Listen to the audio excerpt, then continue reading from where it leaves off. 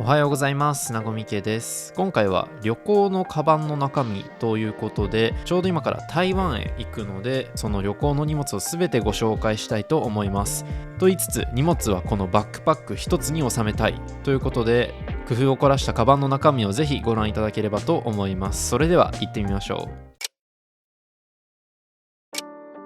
いつも通りの iPhone、普段も必需品ですが、海外旅行だともう生命線ですよね。旅行の時にはもう少し機能性を重視したいということで、こちらのケースコーのケースをつけていきます。ケースコーのこちらのケースはもう個人的にはスマホケースに求めるものを全て満たしていて、この見た目でわかる通り対衝撃性能の高さはもちろんのこと、この後ろのスタンドですね、360度回転していろんな角度で固定できるようなスタンドがもともとケースについています。これによって、iPhone をどんな時にもどんな角度でも固定できるということですね。できればもう少し見た目がちょっと洗練されていれば、普段使いにもいいなとは思ってはいるんですが、今回の旅行はこれをメインに使いたいと思います。そして Apple Watch Ultra もいつも通り自分の健康状態を把握する観点でつけていくんですが、こちらもですね、機能性を重視していつもと異なるバンドをつけていこうと思います。それがこちらの Next% の Apple Watch バンド。今回ギフティングいただいた製品なんですが、実はこのバンドの部分になんと USB-C ポートがついているんですね。で、バンドのうちの充電部分にこの Apple Watch の本体を載せることで Apple Watch 専用の充電器を使わずとも充電が可能という、なんとも神がかった発想の製品になっています。これまで Apple Watch 専用というもうライトニングケーブル並みに忌まわしき存在だった充電器を1個減らせるようになったのは本当にいいところですね。どうしても高速充電には対応していないので、個人的には旅行とかの荷物を減らしたいタイミングで使いたいなというふうに思っています。シリコン素材で肌なじみもいいですし、充電機構を搭載していながらも重さも特段感じません。防水性能も十分でアウトドアシーンとかスポーツシーンでも対応できます。脱着はマグネット式でアジャスターの位置を変えて長さを調節します。最初はちょっと難しいかもしれないですが、慣れると全然問題はありません。この端子の部分が大きいので少し外れやすいのは難点かもしれないですね。ちなみにこちらの製品は幕開けで登場したばかりの製品になっています。今回は先行してご提供いただいた形ですね。ぜひこちらの製品概要欄からチェックしてみてください。この機能面本当に革新的だなというふうに思っています。そして財布。普段はウォレットポーチを愛用しているんですが、旅行は革財布で行こうかなと思っています。この財布自体は僕のチャンネルでは定番のジャムホームメイドのものですね。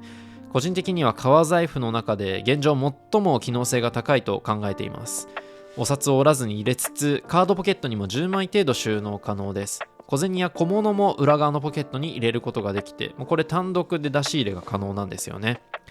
国によってキャッシュレスの浸透度は全然違うと思うので、現金を多く使うことが想定されるのであれば、こういった財布を別で用意しておくのもいいかもしれません。北欧に行った時とかは現金1円も使わなかったので、本当にちゃんと見極めていった方がいいかなと思っています。そしてオズモポケット。こちらVlog を撮るとなるともう欠かせないカメラですね。さっとポケットから出して数秒で撮影体制に移れます。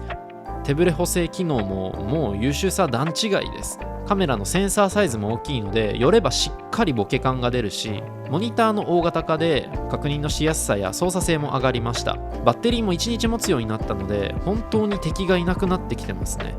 Vlog のメインカメラはこの Osmo ポケット、そしてインサート的に一眼を使う2台体制が僕の旅行 Vlog の基本になっています。iPhone も十分いいカメラなんですが、 iPhone とカメラをちゃんと分けることによって、先ほど話したように生命線でもあるこのスマホのバッテリー寿命をちゃんと伸ばしていこうということを考えています。動画はそんな感じでいいんですが、写真はもうちょいいい画質で撮りたいですよね。そんなわけで持ち歩くのがこの GR3X です。なんといってもそのコンパクトさが特徴かなと思っています。かつ iPhone への写真共有も抜群に速くて便利なんですよね。機動力という意味でこのサイズ感のカメラの中では特別高性能なので、人気が急騰しているのも理解できます。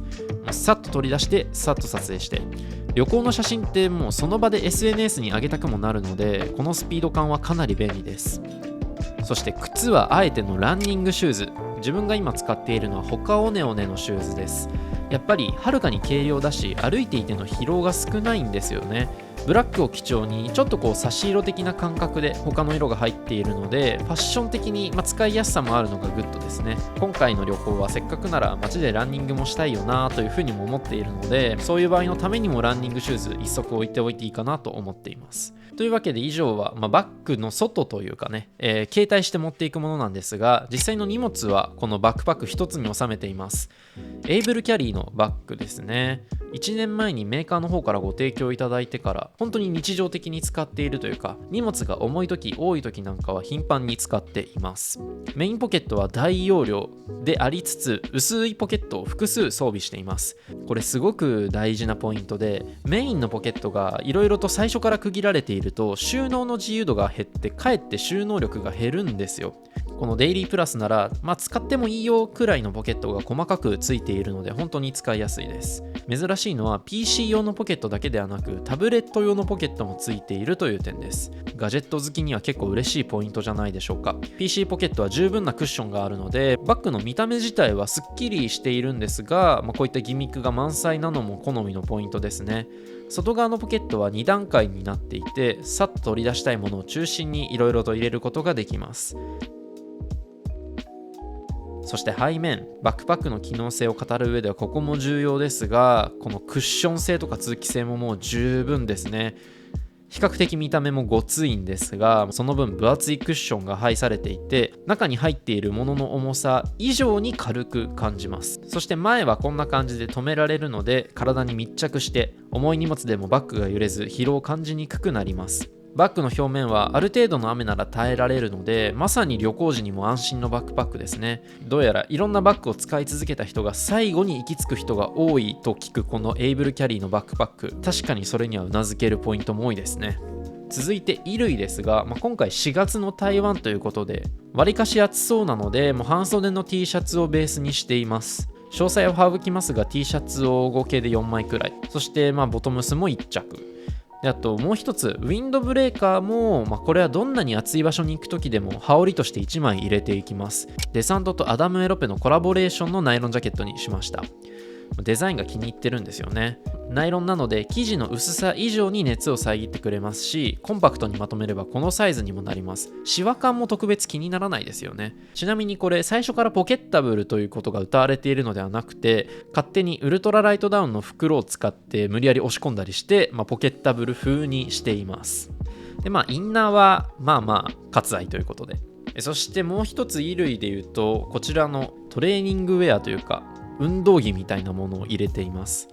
朝余裕があったら先ほど話したようなちょっと運動というかランニングもしてみたいななんて思ったりしています。ただ別にランニングに限らず使えるのがこういったウェアで、速乾性が高いので緊急時にはもうすぐ洗って使えますし、ルームウェアがないようなホテルではこれがそのまま部屋着になったりします。そしてこれらの衣服はこちらのトラベル用の収納袋に入れています。これジップが二重になっていて、箱型の袋に一度入れた後もう一個のジップを閉めて圧縮できるんですね。特別な道具も必要じゃないし、結構値段も安いので重宝しています。3袋ぐらい持っていて、旅行の服は全てここに収納していますね。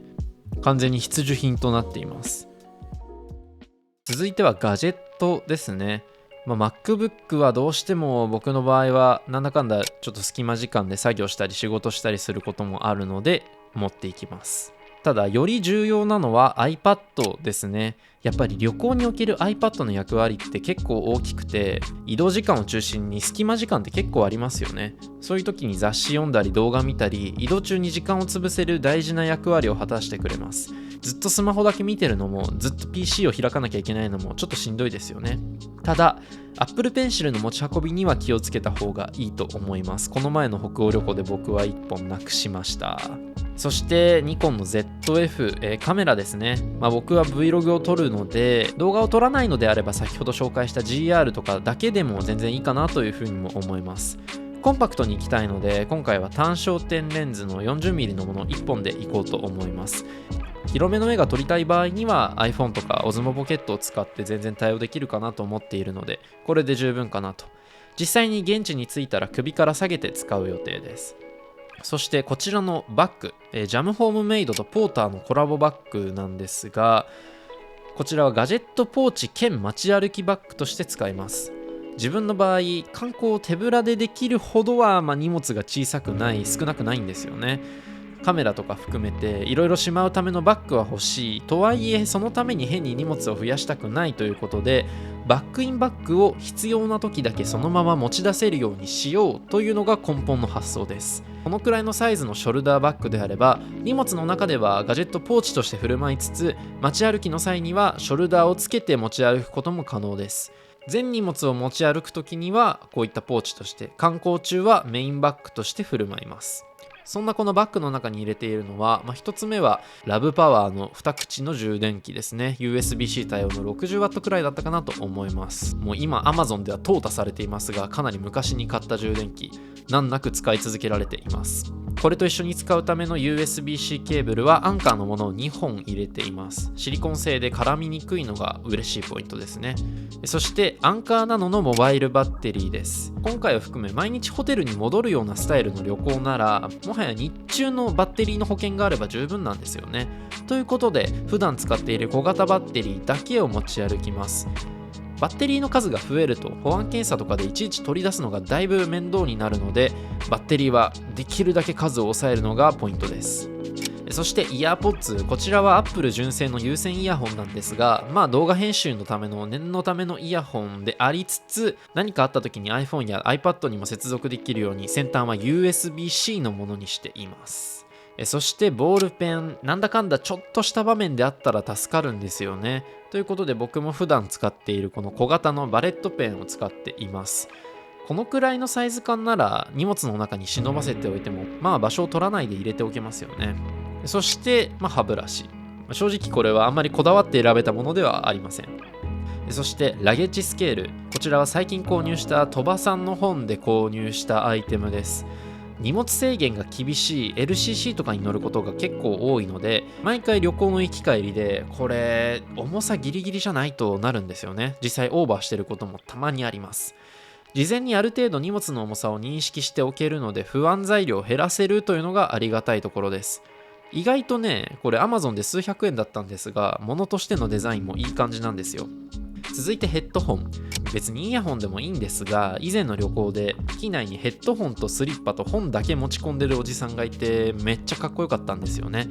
なので、とんでもなく暑い時以外はこのヘッドホンスタイルでいいかなと思っています。ノイズキャンセリングもなんだかんだ役に立つ場面は多いです。そして折りたたみ傘、必要になった時に現地でビニール傘とかを調達して、もう帰国時には置いていくというのが一番手軽ではあるんですが、今回行く台湾はいきなり雨が降ったり急に止んだりということが多い記憶があります。ということで折りたたみ傘がベストかなと判断して、今回は持っていくことにしました。日傘にもなるのがいいですよね。そしてシャンプーセット、これはいつも銭湯に行く時にも持ち歩くものなんですが、海外でも使い慣れたものをということで保湿ジェルとともに携帯します。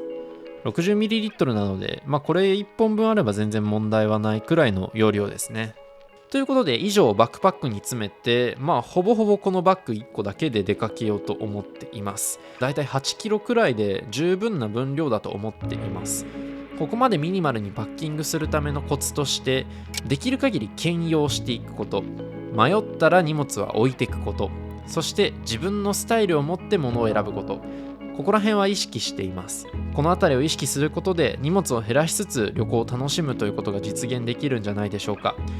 経験値が物を言うところでもあると思うので、まだまだ僕も素人ですが、ぜひ参考になれば嬉しいです。このチャンネルでは他にも理想のライフスタイルに近づくための様々な動画を上げています。実際のこの旅行の模様も近日中に公開予定です。ぜひチャンネル登録や高評価をしてお待ちいただければと思います。コメントもお待ちしています。ということで今日はこの辺で以上、なごみけでした。では。